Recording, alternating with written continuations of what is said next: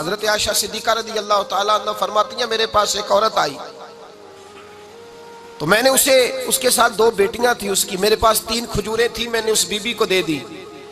2 بیٹیاں تھیں۔ اس عورت نے کیا کیا، میں دیکھ رہی تھی، ماں تھی نا اور بیٹیوں کی ماں تھی،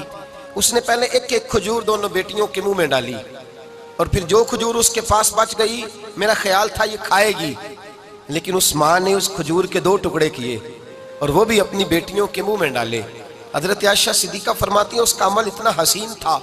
اس بی بی کے اس عمل کے اندر اتنا حسن تھا کہ میری آنکھوں میں بھی وہ بات رہ گئی، دل میں بھی رہ گئی، روح میں بھی سما گئی، اس کے حسن اور تاثیر کو میں بھلا نہ سکی۔ شام تک وہ کیفیات، وہ انداز، وہ اس عورت کا طرز، اس کا وہ انداز میری طبیعت کے اندر بار بار مجھے اس کی طرف متوجہ کرتا رہا۔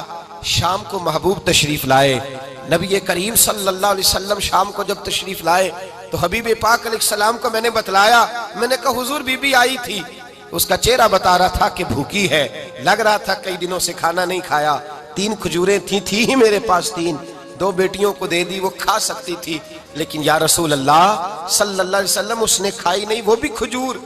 2 ٹکڑے کر کے بیٹیوں میں بانٹ دی ہے۔ حضرت عائشہ کہتی ہیں دیر تک حضور میری بات کو سنتے رہے، دیر تک میری طرف دیکھتے رہے، اس تصور کو، بیٹی کے پیار کے اس ذائقے دیر تک محبوب محسوس کرتے رہے، اور پھر فرمایا عائشہ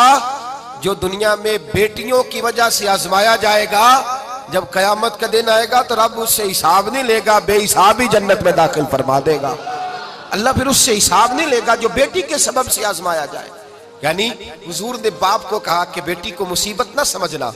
اگر کبھی اس کے میکے سے جھگڑے کا پیغام بھی آ جائے، اگر کبھی دوبارہ تجھے اس کی طرف پلٹ کر جانا بھی پڑے، میرے نبی پاک صلی اللہ علیہ وسلم سے کسی صحابی نے کہا تھا یا رسول اللہ بہترین صدقہ کون سا ہے؟ حضور بہترین صدقہ کون سا ہے؟ وہ میرا مال جو اللہ کے راستے میں خیرات کروں تو رب مجھے زیادہ اجر عطا کرے، وہ کون سا ہے؟ تو میرے نبی پاک نے فرمایا اگر تیری بیٹی واپس لوٹ آئی، طلاق کی وجہ سے یا بیوہ ہو کر واپس آ گئی، اور تجھے اس لوٹنے والی بیٹی پر کچھ خرچ کرنا پڑا،